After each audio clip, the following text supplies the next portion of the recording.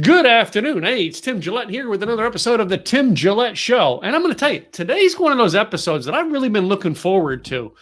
I've been friends with this guy for a while on Facebook. I don't think, I think we've crossed paths at conferences, but I can't say that we've stopped and had conversations at conferences. We're in this like-minded areas. All right. He teaches one thing and I teach something different. We're both helping people create content. So that's the greatest thing I can say about it. And it is an honor to have him here today because really when it comes to podcasting, he's one of the champions in the field. And he's someone I look up to very much, and take insights from, advice from. All right. I think he's one of the leaders in podcasting. He is in the Podcasting Hall of Fame. I'm sure he'll tell us all about that and everything. His name, Dave Jackson, the School of Podcasting, and I am honored to bring him on today. Hey, Dave. Hey, buddy. It's after an introduction like that, I'm like, I don't know if I can live up to that. That's tough, but I appreciate the opportunity to come on.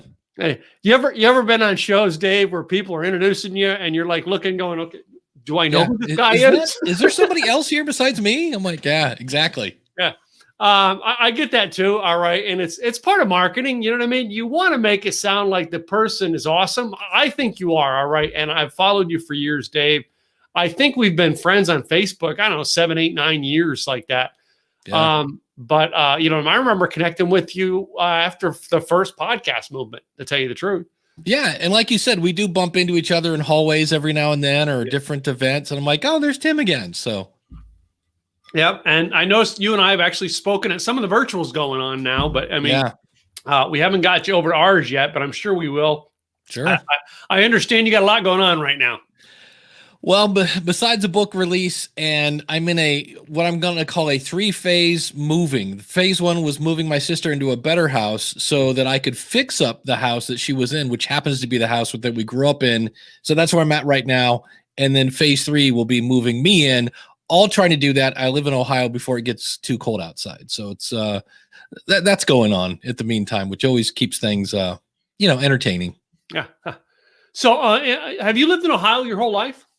Yeah, I've been all I did is I moved from Akron to Cleveland, which is about 45 minutes north, and was there for about 8 years while I was married. And when the marriage was no longer around, neither was I. I moved back to Akron. Both my sister and my brother have like my brother's older, but he was in a car wreck and had major brain. So he looks perfectly fine, but every now and then just needs a little help. And my sister's always had just kind of special needs. So I just thought, let's move back down south so we can help them out when they need help. So is your mom and dad still around or have they? My mom died in 1989, and that's sad. I don't remember the year my dad died. He's been gone about 5 years. My mom died when I was 24. And so it's always been kind of interesting just to, cause I am the quote baby of the family. So, but yet my sister, that relationship really is more, I'm the person that's taking care of her a little more. So it's, it's your family, you love them. And that's really, what you do the right thing. Yeah. I'm the oldest in ours, and I always feel like I've got to watch out for my brothers, even though like I can tell you every one of my 3 younger brothers is wiser than me in one area or another. And I like that. I really do, but we look out for each other. That's it. Family. Yeah. We look out for one another. Yeah. That's the job of the older brother. My brother is hilarious because as I'm moving into a house, he's got a guy for everything. I was like, oh, I need this, I'm going to put in a new floor in the kitchen. He's like, oh, I got a guy for that. And it's like, so he's just out there, he's done everything first. So why not, tie into his experience and make things easier. So good on you being a good big brother. Cool. I thank you, man. And you know what? I think it's just, I've got, myself, I'm on my 3rd marriage and I have 1 daughter and 2 stepsons, and I look after my stepsons just as much. To me, family's family, you know what I mean? And in our world of podcasting, I've got family too, that I consider family. People have connected you and me. So yeah, absolutely. Yeah. So Dave, all right, School of Podcasting. When did you get started in this? When did you even get started in podcasting? I know everybody knows it, but give us the brief. Sure. Yeah. Back in 2005, my background is in corporate training. So I taught a lot of Microsoft Office and QuickBooks and things like that. But back in 2005, and this sounds weird, I was teaching things like how to surf the internet because people didn't know what it was and things like that. But a friend of mine had come back from a conference and said, hey, you know how you missed the MySpace boat, which again kind of dates this. And he said, I've seen the next big thing. It's going to be podcasting. And I remember I Googled it and there was 1.5 pages of results. And I was like, I think I broke the internet. Like, where's the rest of the stuff? Yeah. And at the time, everybody was saying membership sites are going to be the next big thing. And then my buddy comes back from this other thing and says, man, podcasting is going to be huge. And I was like, let's see if we put these two together, what happens. And the first few years were absolutely painful because nobody knew what a podcast was. And then once you explained what it was, they didn't want to do it. You had to be kind of a geek to get one going, but for me, I just took a blog I'd been doing for musicians and turned it into a podcast. And my very first piece of feedback came from a guy in Nuremberg, Germany. And at the time, I was in absolutely nowhere, Ohio, called Mogador, out there with the cows. And I was like, wait a minute, there's a guy on the other side of the planet that not only found my podcast, but he likes it. And that's when I went, well, give me the flag. I'm going to plant that baby right here. Because for me, it's technical. So I'm kind of a geek. You can be as creative as you want. One of my other hobbies is music. So I like to be creative. And then the fact that I get to help people. And I was like, this has everything I'm looking for. So that's when I just knew if I waited around long enough, I was like, this has so much potential. It has to catch on. And it's been fun watching it kind of every year get a little more popular. So it's fun. Yeah. And like I was doing it in 2012, but I was doing it, I started 2012 and I started with, what is that? That I can't even think of that site that everybody used back then was. Blog Talk Radio. Blog Talk Radio. Yeah. And the reason I went with it was my business coach and mentor actually had a radio station, like an internet radio station. Mm-hmm. And that's what everybody's trying to get. But I mean, that's like, even that's now, why are you paying someone several $1,000s to be on an internet radio station when you can do a podcast by yourself? Now it's but that was my niche into it and the way I went through it. But I didn't understand the technical. Like there's technical stuff you can explain to me 50 times, Dave, and I'll still forget it. Yeah, it's one of those things where, when I learned how to drive a car, my dad showed me how to change the oil and how to change a tire. And that was really about as technical as I wanted to get. He was a mechanic. He wanted me to learn how to take out an engine. I'm like, no, I'm good. That's this, this is all I need to know. So you can get as deep or as, stay as shallow as you want and be perfectly fine. So, yeah, and that's it. My dad was a mechanic, so I get your technology on that. Yeah. The one thing that I really got more engaged with, internet radio show and then podcasting was actually the 2015 mark where live streaming, all of a sudden now became it. And are you using live stream in your podcasts? Yeah, I actually started a show. It's been about 5 or 6 years now, maybe 7. It's probably one of those where it's been much longer than I remember. But Blog Talk Radio had come out with some new features. And I was like, all right, let's start a podcast to test this out. So I started this show called Ask the Podcast Coach. And the whole thing was I could take live calls. And I tested it and I was like, well, that's enough of that. I figured out if I liked it or not. In this case, I was like, nah, not really for me. And my audience was like, well, wait, what are you doing? You've been here every Saturday. Like, don't leave. And I was like, oh, well, okay. So then I forget what it was called. YouTube. It wasn't YouTube. It was they did, yeah. Hangouts on Air. Google Hangouts. Yeah. So we did Hangouts on Air for a while. And then I think it's because I'm 55, so I grew up with Phil Donahue going, is the caller there? And I always wanted to have a call-in show. And so I found some technology. But what I finally discovered is as much as the host wanted to have a call-in show, and I had a separate computer and a screen and all this stuff set up, nobody wanted to call in because they had a chat box right there. Why do I call? I can just type my question right here. Yeah. And then I eventually, right now we're using StreamYard. I found StreamYard and it just makes it so easy and it goes to YouTube and all these other places. So I've been using StreamYard for pretty much almost since they came out. And I see other options and I'll go play with them and I'm like, yeah, it's not quite as easy as StreamYard. And I love but yeah, what's interesting about it is I get maybe if on a good Saturday, maybe 3% of my audience will show up live. But the thrill, I think, maybe the adrenaline rush of saying something live on a podcast and then seeing somebody react to it in a chat room is something that's just missing when you're doing, I mean, one of the powers of podcasting is the time shiftedness. So I can record an episode and release it tonight, and you might not get that for another month and a half because you haven't found my show yet. Yeah. So that's great that, and you can react to that later. But there is something really cool when you're, especially for me, a lot of times what I will do is I use that show as kind of a testing ground for an idea. I'm like, hey, I'm thinking of doing a show about this or that. Or I just had somebody this week that said, why don't you do an episode on the different business models of podcast media hosting? And I was like, that's a good idea. Because in the past, everybody kind of had the same, it was either free or not. And now there are a few that have come up with different models. And I was like, you know what? That's a good idea. I need to do that. So that's the other thing I love about it is I can see in real time what's working, the comments. I remember once we had somebody come on and they started to steer the show into politics. Well, that's not what we're there to talk about. And instantly my audience is like, all right, let's bring out the hook, get this out of here. So it's live is definitely a different beast. And I set mine up to where I ask my audience to join. And at first I was like, what if everybody joined? I'm going to have all these people in here. And it's like, let's jump off that bridge when we get to it. And it's, again, because of the chat room is so easy. You're kind of anonymous, but not really, because I can see your name, but you don't have to worry if you're in your pajamas. This is Saturday mornings at 10:30. So maybe not everybody's ready to be on video, but I have that. So if people want to jump in, but yeah, live is definitely a different beast, but you also have to realize if you are letting people on your show and it's live, you have to develop the skill to know when to go, hey, thanks so much for coming on.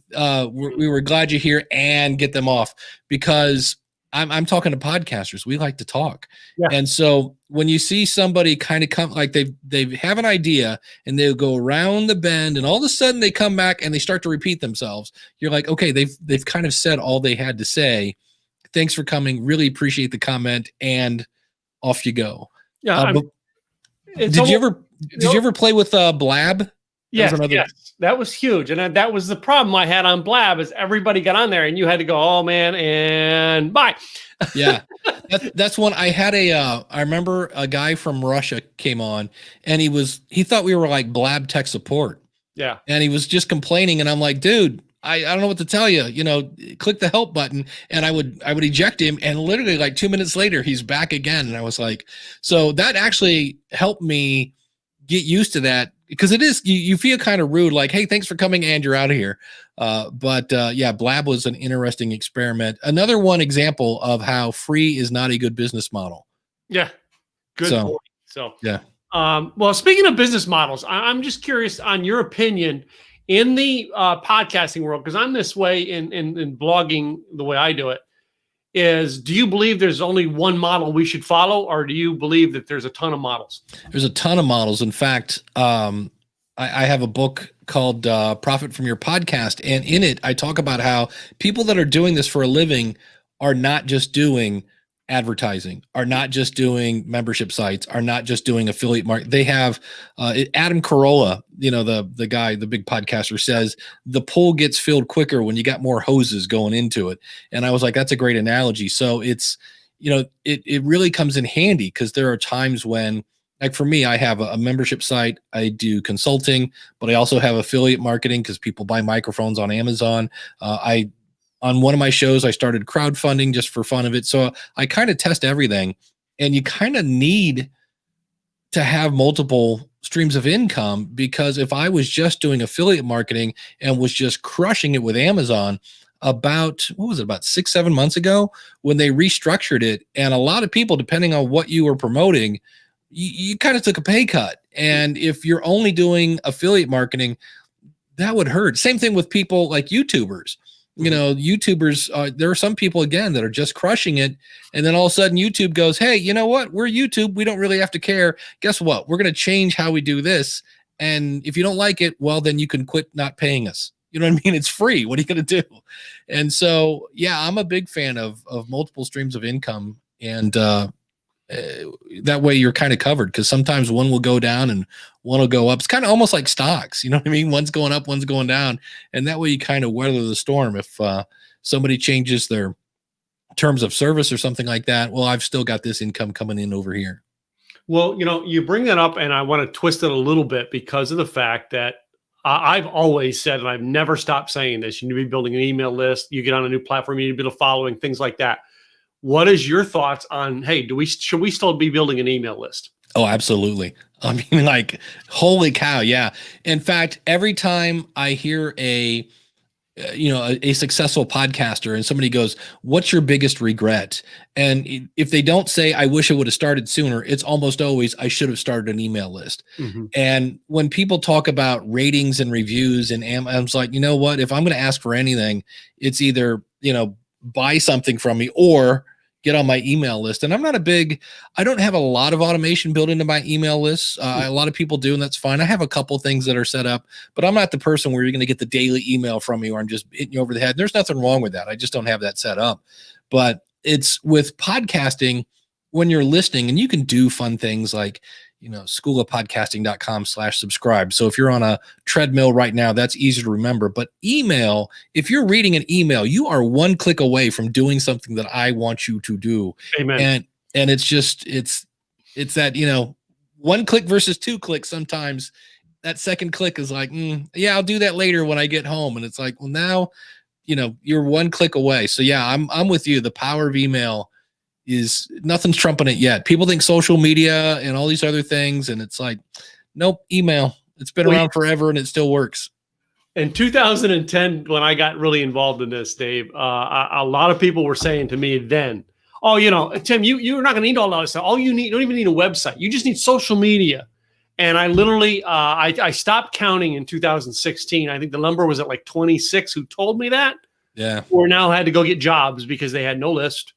They didn't think ahead. You probably, do you remember mp3.com? Yeah. This is why people still think I'm nuts. I'm like, Facebook will eventually go away, and they're like, oh, it's too big to fail. And I'm like, mp3.com was so huge. It was like, well, think about MySpace. There's another one, but mp3.com had musicians that were making a living selling their music on this thing, and they didn't have their own brand. So they'd go, oh, just go to mp3.com/Dave Jackson. And the problem is, not only were people selling their music there, they also had, mainstream music was there. And so the problem was, it was there somewhat illegally. And so they got sued and bought and sold and sued and bought and sold. And eventually, I don't know what mp3.com is now, but the problem is all these people lost their platform. And there was no way to go, hey, everybody that went to mp3.com/Dave Jackson, I'm over here at schoolofpodcasting.com. And so people just lost their audience, and they're like, I don't know where Dave went. He used to have good music or whatever. And I was like, so when I hear somebody go, oh no, I'm just going to put all my eggs in this basket. I'm like, for me, I think you should have your website is your hub. That's where, and then all your social media, all your Twitter, your Facebook, your Instagram, all that stuff circles around your main website. That way, if for some reason something goes away, they go, oh, well, I know I can go find that person over here. So yeah. We believe that you should have the simple, easy domain name. Of course, my brand, Simple Easy Marketing, is because of the fact that if it's something you can say easily, they're going to remember it. Yeah. First of all, you better own your name.com. First of all. Yeah. Yeah. DaveJackson.com or DavidJackson.com. That guy has basically said, I'm going to get a restraining order if you ask me again, because I ask him every year and he's like, please stop. But the other thing, I love that Simple Easy Marketing is also make sure you can say it if you're a podcaster. When I first started doing podcast consulting, my brother just come back from Disney and he was explaining about the Fast Pass. And I went, ooh, I'm going to call that's my new consulting arm, Podcast Fast Pass. But the problem is when you say that, you have to say Podcast Fast Pass, because otherwise it sounds like, I don't know, Podcast Sassafras or something. Everybody's like, wait, what was that again? So make sure whatever you're going to pick, make sure it's easy to say as well, so you don't have to over-pronunciate your words, because that drove me nuts. That lasted about 6 months, and I'm like, okay, enough of that name. So... And it's a good point. Like School of Podcasting, who's going to ever forget School of Podcasting? I think that's brilliant the way you branded that. For me, when I had long hair, the coolest thing I did was I get told I look like Tom Petty, so I bought nottompetty.com. You don't know how many times people would. That was the easiest way to get speaking somewhere to get somebody to go to my website. Yeah. I love that. That's hilarious. But there's points to this, all right. And I'm glad that we're able to talk about this today because Blab. I mean, we brought up Blab. I remember people on Blab even then saying, "Oh no, I don't need a website. Oh no, Blab, everything's going to be like this now. I'm on Blab, I'm good." And last year when we found StreamYard, I'm now finding about a couple dozen people I've seen since Blab, but like everybody splattered after Blab disappeared. Yeah. And you couldn't find them, and some people didn't have the money to go, start a show somewhere. They just didn't. They never invested in themselves or their business. And now I want to ask you about investing. I'm sure you're getting your clients to go, "Hey, man, don't just use the free stuff. Invest." What are you talking about that right now in podcasting? Well, if we talk like media hosts, I think we're up to 7 now that have tried this particular kind of business model, which is basically, hey, it's free. Come put your media files on this, and then what we'll do is we will sell advertising against, like, and you'll get some of that money too, but and that's how we're going to make our money. So there was Podshow, Podango, wildvoice.com, mypodcast.com, audiometric.io, opinion podcasting, and Zcat. So I don't know however many that is. And the one that was on its way to go out of business until Spotify bought them was Anchor, because it's just not my favorite thing about Anchor is they go, you can make money from day one with sponsors. And I was like, well, I got to see what's going on. I kind of test everything. And the only sponsor, and I've talked to numerous people that have tried Anchor, the only sponsor over there is Anchor. Like and I was like, wait a minute. So the one thing that's supposed to be bringing them in money is actually another way for them to lose money. And so, yeah, I'm with you. I mean, there are some free things I will use, but most of it, it's just, I want something that I can bring into my workflow and be there for the long haul. I don't want to like halfway through go, oh, I was using the software, but I don't know, the website went away, and I got to take time to not only find a replacement, but then go through the learning curve and things like that. It's like, it's just so much easier to do that. And plus, it's a tax write-off. It's an expense. Yeah. So I mean, like, I think I added it up one year, what it costs just to run my website and all the tools that go around it. And like most people are like, "Oh man, I can't afford that." I think it's like maybe $2,500 a year for everything I got. Yeah. Guys, I mean, I blow more than $2,500 a year on coffee. Well, and I was looking to get a new bicycle. That's one of my other hobbies, and you're looking at, in some cases, $700-800 for a cheap bike and thousands of dollars for one, or, go bowling, go golfing. You're going to blow some money, and nobody sneezes at that. They're like, "Yeah, let's go bowling. It's 4 games plus, a couple beverages, and maybe you're going to get a really slimy hamburger while you're there, and you got done. Or if you go to the movies, you just blew $40-50, but you're not willing to put out $15 for a media host and $10 for an email list and, all this other stuff." I'm like, you're blowing money, and this might actually help you bring in money. It was like, so that's the part that always makes me scratch my head. And the biggest thing that you've helped the students you've helped in podcasting over the years, what is the biggest failures you see repeated over and over again that you wish you can go back and go, "Dude, I told you," because the last guy failed at this? Yeah. I want to be everything to everyone, where they don't have, because my first thing is, why are you doing this? You have to figure that out. And if it's like, I want to make money, and I'm like, okay, how are you going to help your audience transform into something, whether it's you're making them laugh or cry and they'll pay for that, or you're helping them. Like, I'm paying a guy right now, he's transforming my living room from one color to the other, and I will pay for that. And so you have to figure out, like, why are you doing this? And then you have to figure out, who is that? And so many people are like, oh, it's for everybody. But what if I did a guitar podcast? Is that for the person that's just learning G, C, and D, or is it for the person that wants to shred their face off? Because if I do a show for everybody, the shred guy is going to be bored out of his gourd when I talk about, okay, here's how you play a G. And if I go down to that level, I'm like, let's talk about the letters of the strings. That shred guy is going to be gone. So you can't just be everything to everyone. You have to pick a genre and go with that, and just be okay with the fact that, all right, not everybody's going to love this. Some people are going to like it and some people are not. And that takes a little getting used to because we just want to be loved by everybody, man. But once you figure out, here's what I'm doing, here's who it's for.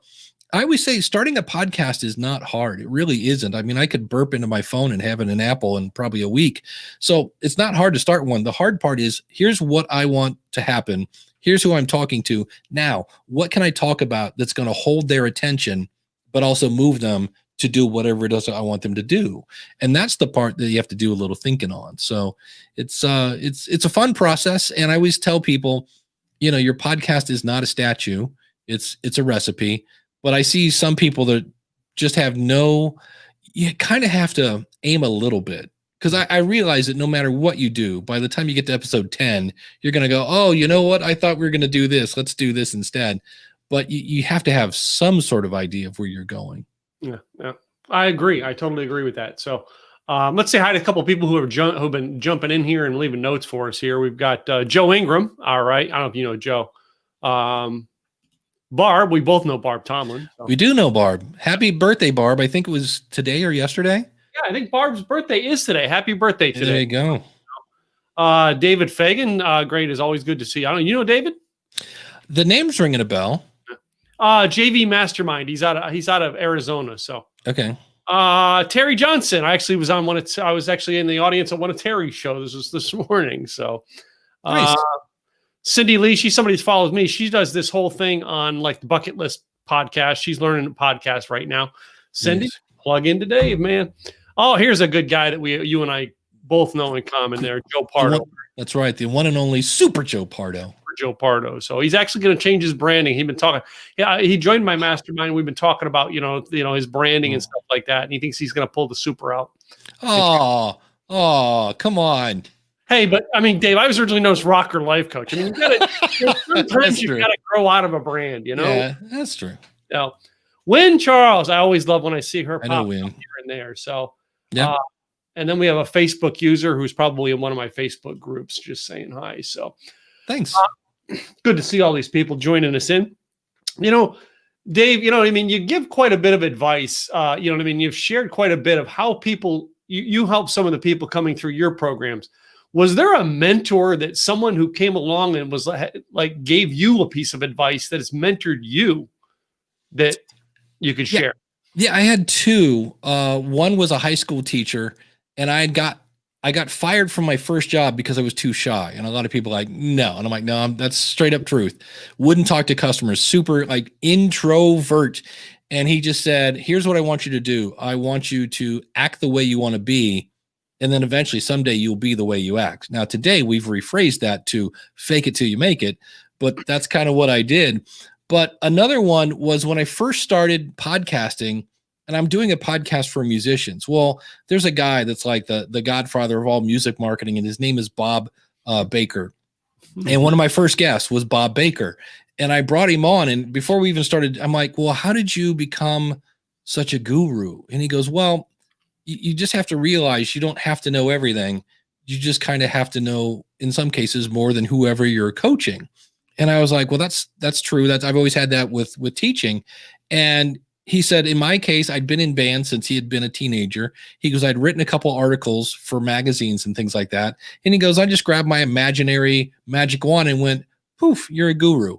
And he goes, that's all. And from there you went out. And I was like, oh, well, so I just grabbed my imaginary wand and went, poof, all right, you're a guru. Here you go. Because at that point I'd gone through and figured out how to make a podcast and everything else. So I knew more than some people. And it was like, hey, follow me. Let me help you avoid the mistakes and we'll get going. So that was one that it kind of helped. I think we all have that imposter syndrome when I was like, oh, all right, this guy's not as smart as I thought he was. He's brilliant. Don't get me wrong. But he was a guy that's like, nah, you don't have to know everything because you can't. There's no way, especially in the technology field. And it's true. I mean, because I see in the technology field so often, I'll see two very wise people and they have two different opinions and they're both right. Yeah, absolutely. It's just like the people who say, well, what is the one microphone to get? There's a million answers to that question. Yeah, sure. I find it interesting. You one of them you said was a teacher. All right. Mm-hmm. And lessons you've learned. I carry with me, Dave, from my early years. I think I was 20 or 21 years old. I had a boss give me a piece of advice that helped me own everything. And that was a boss who told me, you run this business when you're here like you own it. And ever since then, I took ownership of my life. Isn't it funny that sometimes those little things that are said to us when we're younger just get like indented in the brain? Oh. My grandfather, when I got my second job, my first job was as a grocery bagger, got fired from that, got hired at another grocery place. And it turns out I got the job before I figured this out. But my grandpa used to be a bread delivery guy for Wonder Bread. And he knew the guy that was like the owner of the store, and he were friends. And so it was kind of one of those where my grandpa's probably like, oh man, I hope this guy doesn't, I hope my grandson doesn't bite it here because it's going to look bad on me. And it was kind of this like, almost Walton's Mountain. For those of you who remember that moment where I'm standing in the garage with my grandpa, and he looked at me, he said, look, he goes, remember, you're a Jackson, you go home tired. He goes, leave it all on this, basically leave it all on the stage and get out there. He goes, because, if you want to make it, you don't phone it in. And I was like, oh, well, I didn't realize being a Jackson, I had to work harder. Okay. But it was kind of like, hey, it's the family name, buddy. I've worked hard on keeping that up there. So that was another one that I was like, oh, all right, I got to run faster because otherwise grandpa's going to be disappointed. So, it's amazing the little things that stick in your brain that you still remember. Wow. It is. So, through this, I mean, I want to go direct it a little bit and go in this direction. Through this past year, all right, COVID had, and shall we say the crap show that is 2020. Yes. What has Dave learned in 2020 that he's applying? It's going to make it better for him and his students in the next year. That is a good question. Really, every person that I interviewed that is really having success are the people who really, really understand who their audience is. And looking at that, you kind of go, duh. But there are times when we're like, well, I think it's people that do this and maybe some people. And it's like, but the people who really know are like, nope, my audience is 80% guys. They're 34 to 56. They've got 2.5 kids. Their wife is a lawyer. Like, they just go into insane details. And the reason, how do you do that, is by interacting with them. And it's one of those things that we want to happen overnight. I just heard this phrase. I wish I knew who said it. I think it's one of those anonymous things. You don't eat the fruit the day you plant the seed. And it's really one of those things that I was like, man, I'm writing that one down. Because we want to start a podcast and we want to make money, or we want to make an impact, or whatever it is. And it's like, you're not going to do that on day two. You're still got the training wheels on and things like that. So I think that's the one thing that I've kind of always known, but it really came into, it just seemed like every time I turned around, it was like, yep, there's another person. Look at that. Exactly knows who they're going at. Cool.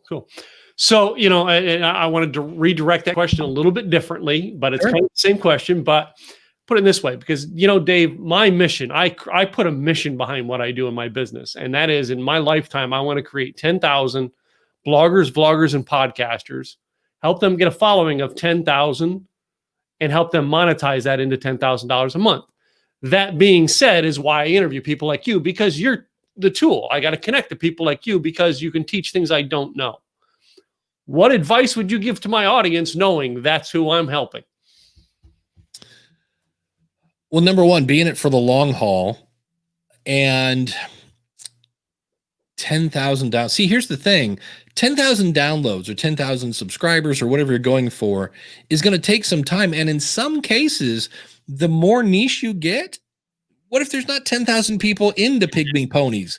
You know what I mean? So and I've seen people that have had success with small audiences. I helped somebody. She used to do a show called Special Mouse, and she had a son who was really high on the autism spectrum, and she loved Disney. And so she was an absolute expert on the law, on exactly what amusement parks had to do to accommodate people with special needs. And she got a sponsor. Who was the sponsor? A person in Florida who specialized in what? You guessed it, transporting people with special needs. So you don't always need 10,000 downloads and things like that to get going. But, and also looking at your stats doesn't make them grow. You've got to focus on your audience. It's people love, and look, I'm there with you. I was there in the early days. So, and just keep at it. The other thing is, stay consistent. And in two ways, stay consistent by always delivering value, and stay consistent in whatever schedule you pick. And that varies. That's almost like a microphone. You said, what's the best microphone? What's the best schedule? It depends on who you're talking to. You know what I mean? If my goal is to keep my brand in front of people, I'll do a 5-minute podcast 3 days a week.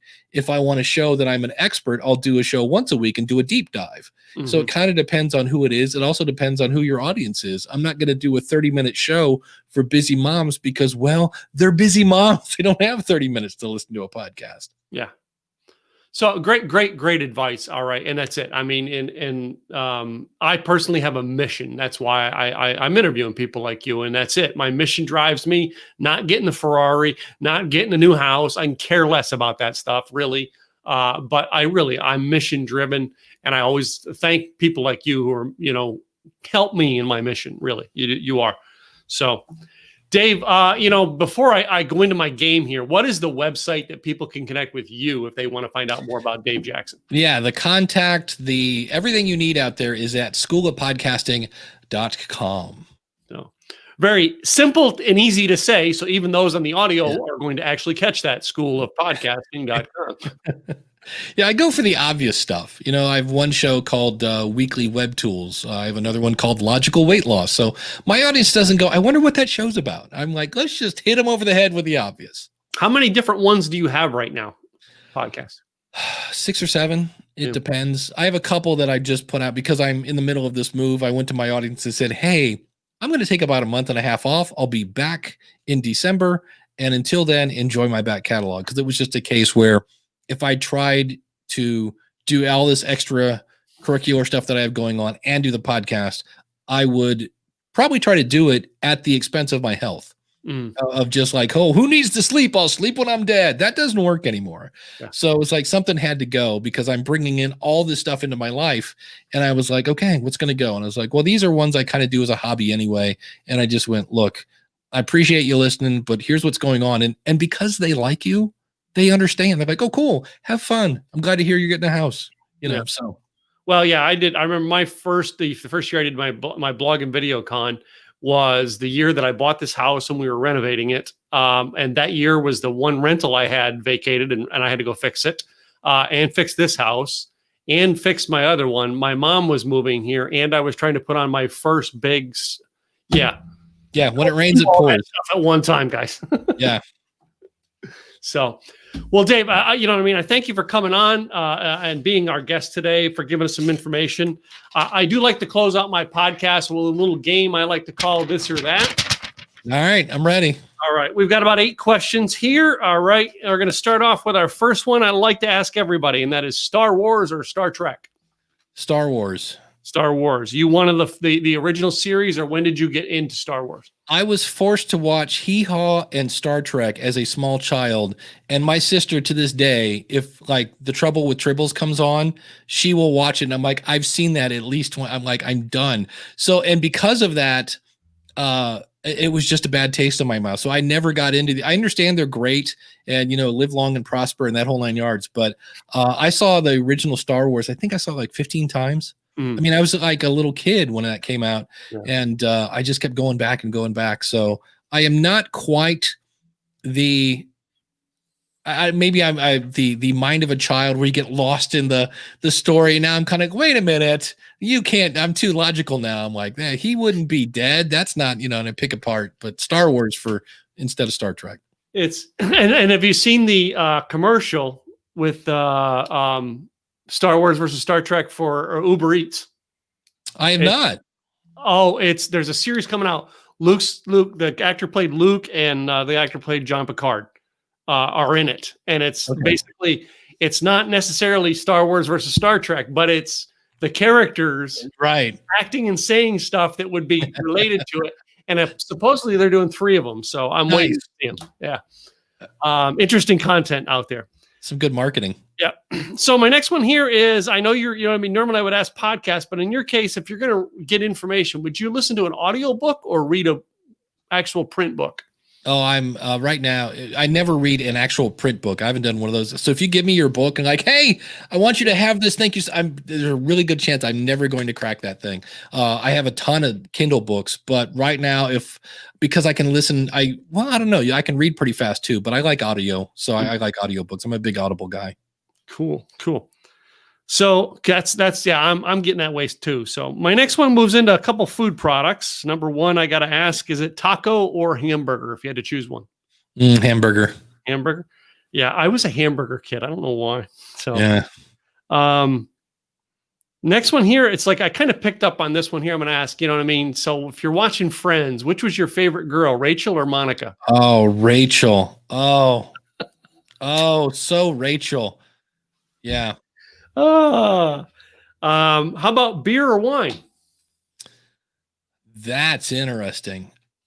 Boy, that's a tough one.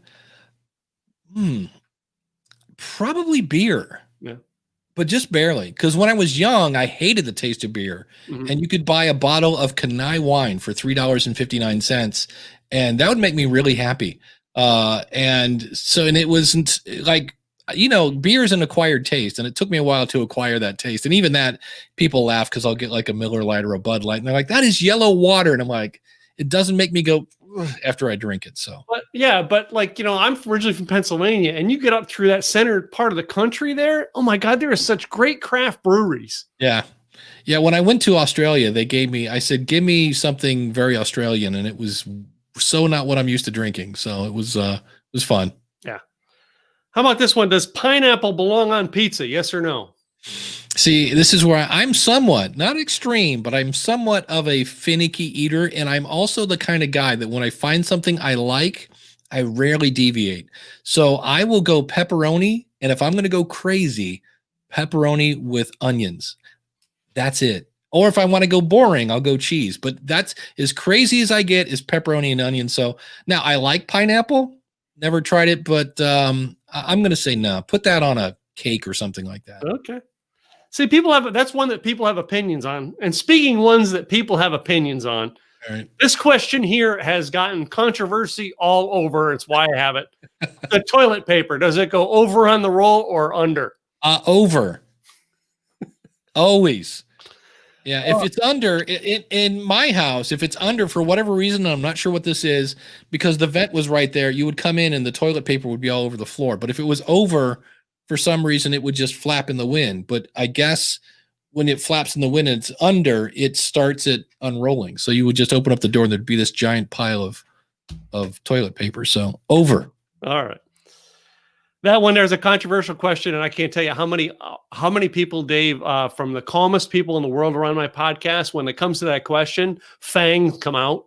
Oh, yeah. And the most unique answer was Cammie Baker up in New Hampshire. I don't know if you know Cammie. Cammie said, I'm single, and if I start dating a guy and I go to his house and change that toilet paper to over from under 3 times, I'm breaking up with him. The relationship's going nowhere. So that's a red flag. That's hilarious. Yeah. My last one is kind of this interesting one I like to ask, and that is boxers or briefs? Boxers or briefs? I have to remember. I know what boxers are. What are briefs? Briefs are, because they're not bikini, right? They're tighty whities. Boxers these days. Earlier in my life, it was actually bikinis. I found a very, very, very old pair of those, and I'm like, I used to actually wear those. And so now I'm down to boxers, and yeah. See, but you're an Ohio guy. I'm a Pennsylvania guy. Growing up, all right, you know what I mean? When you get to early adulthood, was it like, okay, to ask grandma when she said, what do you want for your birthday? Grandma, just get me socks and underwear. Socks and underwear, I didn't have to tell people to do that. That was always a given. So it was always socks, underwear, and guitar strings. That was something else. I'd just give me guitar strings, because eventually I would end up using those. So see, it's not that hard of a quiz. It's just a little bit of fun questions there. So, Dave, I appreciate you coming on one more time. Tell everybody the website where they can come find you. Yeah, schoolofpodcasting.com. Cool. Dave Jackson, I appreciate you, man. I appreciate you coming on here, spending some time with us today, and sharing your knowledge and information with us on the podcast. Thanks for having me. It was awesome. Thank you so much. Cool. And to you, the audience members, thank you for tuning in to this another great episode of Dave Jackson. Please go check him out, schoolofpodcasting.com. Trust me, he's somebody you want to know in the podcasting industry. It is always great to know those people who can take you to the next level, and Dave happens to be one of them. I'm Tim Gillette with the Tim Gillette Show. Be sure to go and subscribe to us on Apple Podcasts. We'll see you next time with another great guest. Until then, bye now.